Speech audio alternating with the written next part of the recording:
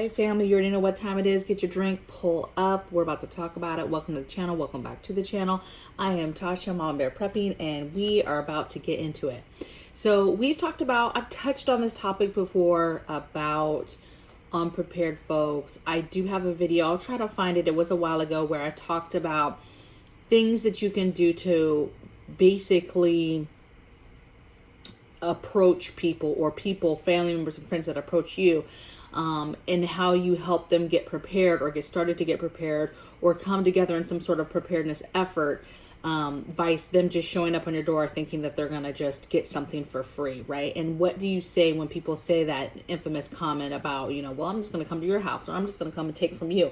So I have that video. I'll go ahead and link that in the description box below so you can check that video out after this video. It is one of my older videos. But today I want to talk about the unprepared and people who aren't ready, right? One, either they're not tracking the type of things that I track, they're not watching or viewing things that are happening in the world in the way that I view them, and or they're merely not stacking and stockpiling stuff to be ready, right? They don't have the emergency preparedness items. They don't think about grid down and what they need in regards to that. They don't stockpile food, water. They just aren't prepared, okay?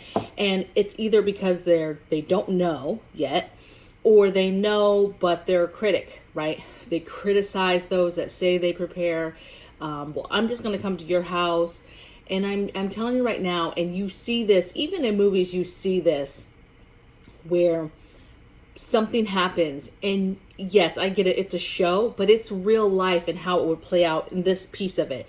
In regards to something happens and people freeze, they don't know what to do, they make horrible decisions, and there's a slew of other things that happen or would happen where people that are unprepared, a large majority of them they're going to die off. They're not going to make it. And I'm going to kind of go off why, because people are like, well, why would they die off? Like what happens to the unprepared, right? And it's scary because this stuff that I'm about to talk about is going to be happening all around us if something significant happens. And it's going to be those that are weaker, meaning, and maybe disabled in a certain way, their capacity to do things for themselves. So it's an unfortunate loss. And then you have folks that just merely are not prepared. And this is why. Okay. So they make bad decisions, and they make decisions off of things that they know, right? So they don't know about preparedness and emergency preparedness, but they know what they've seen on TV, right? So what do people do on TV? Everybody panics. Everybody scrambles to get to their cars, to get as much stuff from their house, from their car. And then they hit the road, and they don't know where they're going in the show or movie, or they do because it's something they heard. And oftentimes people are getting hurt left and right doing that. Okay. More times than not, that is the wrong decision. Bugging out is the wrong decision. And that's not what you should do. You should dig in. You should stay where you have supplies at, right? Now, I get it. If your plan is getting in the car and going to a different location, I understand that. That's fine. But what I'm saying is, but the difference is you're prepared. You have planned that out as part of your plan, right? I'm talking about the unprepared people that have not even thought about this. Their first thing is they're looking around, scrambling, and if they see other people leaving, they think that's the answer. They're supposed to leave. They're supposed to just head to the mountains, I guess, or they're supposed to, whatever it is, that they're going to be making bad decisions, right? Or not knowing, flat out not knowing what to do, and panicking and just following suit, okay, with somebody else and hoping that it's the right answer. Uneducated, low decision-making skills, right? So they don't have the capacity to make the risk decision and the thinking skills quickly to assess what's going on, figure out what's going on, and then make a decision quickly. There's a lot of people that are not prepared but will still make it because they have certain skill sets of figuring things out quick. They adapt quickly. They have that natural grit and survivability where they will be quickly assessing, quickly paying attention, quickly figuring out what's going on, making a risk assessment of what they're doing. Are they going? Are they staying? What are they doing? And so it will come naturally to them because they already have those skills. And so they will quickly get on board. The problem is they still don't have the things. They still don't have the preparedness stuff. So those people are actually scary because they're smart. And so they're going to pick them quick and figure out what they need quickly. And that could be putting a target on your back, depending on how you interact with that type of person. Other ways that they'll die off is victims of crime. All types of crime is going to be happening, right? Some of them, some good people are going to turn into thieves themselves, okay? So crime, thieving, stealing, scavenging, people hurting people to get what they have, people, invasions, right? Home invasions, getting into homes, trying to take stuff, trying to get into cars, siphoning gas, you name it, it's going to be happening because everybody's going to be panicked and want to get stuff. Another thing is starvation. Whoever's left that's unprepared is going to be hurting because now you have malnutrition. They're not getting the food that they need. They're not getting food either, period, or barely any food. And they are starving to death. Whether they stayed in a location where there was no food and then they stayed there until they died, or if they went on and they're trying to survive and they just finally run out of food or whatever, but starvation is going to be a huge thing. Also, carrier of diseases, because they're malnutrition, low hygiene, not taking care of themselves, possibly not getting any of the things that they need to survive, they're susceptible to disease, okay? As other people are dying around them, those bodies, those toxins from those bodies, they don't live too long, as we spoke about in my other video with dead bodies. But the interacting, right, with all this, being outside in the elements when all this crazy stuff is going on, they are going to be susceptible to grabbing stuff, picking up disease, okay? And the carriers of that, carrying that around, and therefore, coming to an end, a demise because, they have caught something that they can't get treated or whatever, okay, or fight off. They're going to be begging, scavenging, exposure to elements. Again, if they don't have anywhere to live, they ventured off and now they're not in the comforts of their home. They're somewhere else. It's cold. They're trying to sleep outside. They don't have the proper clothing or shelter in order to stay safe and alive, right? Maybe they don't know how to light a fire, or maybe they can't light a fire because they don't have anything to light a fire. Whatever the case may be, that you're going to have people that are going to die from exposure, whether that's, people dying in the heat in deserts trying to migrate somewhere, people in the cold trying to stay warm in the wrong way, unsafe. Whatever it is, you're going to have people that are passing away due to exposure of the elements. Dehydration. Okay, so there's a lot of stuff with water. Dehydration, not getting enough water, don't have water, can't get to water because of some kind of disability or whatever. And dirty water, right? Contaminated water, drinking contaminated water. Just at this point, just because it's coming in a tap does not mean it's not contaminated. If you have chaos going outside, you have people that are passing away outside, you have dead bodies outside, those bodies are then in a very high volume or a very high possibility of contaminating water sources, and so nothing is going to be safe. And so you're going to have people that are not prepared, do not know anything about purifying water, filtering water, boiling water, anything about how to try to make water safe on any level. Okay, you don't have to be an expert, but if you realize just boiling water is huge, that's a big piece. You have a ton of people that don't even know that, okay? And so you're going to have a lot of people that are going to die because of water alone, okay? Suicides, people that mentally cannot handle what is happening around them, do not have the ability to adapt and overcome kind of mentally what is happening around. People are dying outside, there's violence, there's crime, all these things are happening. Knowing that you're prepared and there's families out there literally starving to death, okay? That is heartbreaking.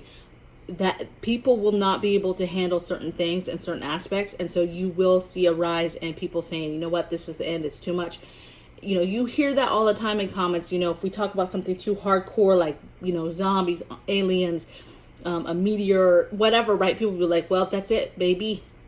I'm gonna go on the porch, pour me a drink, rock on my rocker and just watch the show, right? Like, they're not they're not willing to even really try. They're like, it's going to be too much. And so people have their, end where this is too much. I'm not living in a world like this. I'm going to pray to my God, and this is it. Okay. And then medicine or lack of, you have people who are on prescribed meds, who are on life-saving meds that have to have this stuff, and people that are not prepared or have not thought about, hey, what are the backups for those meds? What are the backups, the herbal and holistic things that I can do and that I can make now that are my backups for the day that I run out of those prescribed meds? Or you have some sort of other ailment that you know of now, which means you can prepare for it. And then therefore get the herbs, get the things you need, make your tinctures, make your things now, get your products now, your extra vitamins, your supplements now. That would be your backups for when you have flare-ups of whatever it is that you deal with.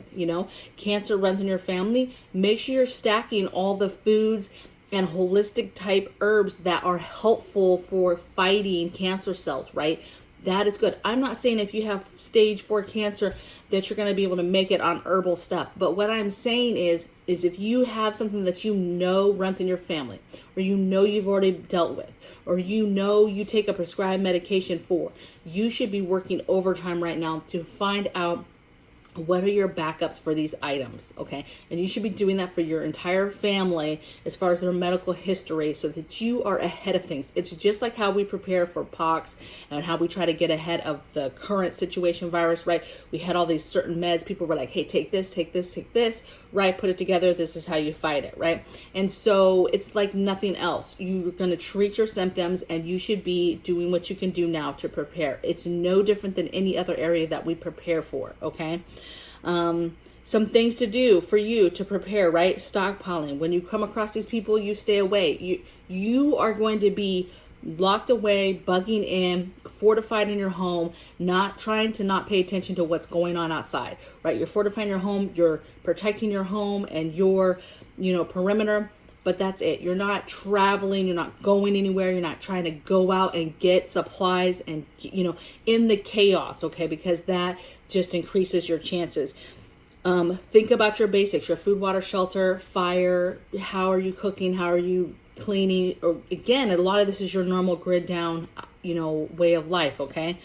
Water purification, you medically, right? Medically, you want to be prepared, like your meds, your vites, your medical supplies, your backups, which I just talked about, and specifically your stuff for outbreaks and viruses and disease and how you fight that. So having all those things kind of in that whole realm of medically being prepared, fortifying your home, right? Getting ready for the day that you are going to have desperate people knocking on your door, maybe possibly checking windows, hopping fences, seeing if there's anything out and about that they can get for their family, for whether it's food or some sort of preparedness item. So do not make it easy. You have to fortify your home. Most people will just turn away when they can't get in easily, okay? But there's a lot of worse people out there that actually will, okay, I can't get in, I'm gonna do more force, okay? So you've got to be prepared for that aspect of it, because the unprepared, that's one of the scariest things, in my opinion, if total chaos happens, that you need to be concerned with, is the turmoil, that first 90 days of chaos and turmoil and crime, and what it is that the unprepared are doing. Because until they do die off, until these things do get to them, they are scrambling, okay? They are desperate and scrambling. And if they know anything about you, they're coming for you, right? They're coming for you. And I'm not saying they're necessarily coming for you, but this could be friends, family that just know we have to travel 2 states to get to Tasha's because they know that I have stuff. And they might know because I told them something 10 years ago or 15 years ago. But in the time of crisis and desperation, they're going to remember that girl Tasha. Yes, I'm friends with her. She was a prepper. If anybody can help us, she can, right? And I might not have talked to these friends for years, okay? But they could be trying to make it to your house, okay? So, neighbors, Normal people, you guys. This isn't always just bad people. This is people that you're going to know that are going to be unprepared and are going to be begging you and crying out for help. And it's some hard decisions that you're going to have to make on who and if you're accepting anybody and how you turn away somebody that you know, right? That's going to be mentally hardcore, because at the core of us, we want to help people. We want to be kind and we want to be helpful. And it's one thing to turn down a stranger like, I don't know you. Nope, you can come in here and take us all out and then take what you want. Nope, don't know you. It's easier to say no. Harder to say no when that person that you are familiar with, that you know, shows up on your doorstep with their family begging for help, okay? And so you have to be ready for, what is the answer? What can you take on? What can you not take on? Is there skill sets? There's a lot of decisions that are going to have to be made if you have folks showing up at your house, or just neighbors who are unprepared, who maybe are not besties with you, but they just know you as a person. And they're just like, do you have anything? Do you have help? Can you help us? What are you guys doing? Whatever. Okay. It's gonna be a hard time for anything hardcore happening. I think when things happen on a smaller scale, like storms and stuff, we come together as a people. When we know it's temporary and it's not the end of the world, we come together as people. We will help each other. We will help our neighbors. Hey, do you need something? Okay, I have that. Okay, do you have this? We will openly talk to each other. I'm not saying openly talk and say, hey, I'm a prepper, I have all this stuff, I'll help everybody. But we help each other in times of need when we know it's a temporary situation. If it's at the end of the world, though, something very, very major has happened, it's everybody is on their own. And I'm not saying that, because community is important, okay? But what's important is you making those actual relationships beforehand, so that then you can utilize those people that might come to you, like your neighbors, right? You guys have a plan of what you're going to do together, right? So they're not necessarily knocking on your door for help. They already knew the plan and what we're supposed to be doing right now. So listen, I know it's a heavy topic, but I would love to hear in the comments below your guys' thoughts on, the unprepared. How do you plan on, dealing with that? Whether it's from the mental standpoint, whether it's from fortification standpoint, if it's, are you just closing down shop and that's it? Are you going to just defend yourself and that's it? You're going to go down, hey, I'm just going to hold out and whatever. If somebody comes, they come and they're going to get what they get. I would just like to hear the dialogue of, how do you mentally prepare for this massive group of people that will not be ready and will not know what to do, okay? And may show up on your doorstep, okay? And how you're going to deal with that. And I'll see you guys tomorrow in the next video. All right, take care. Bye.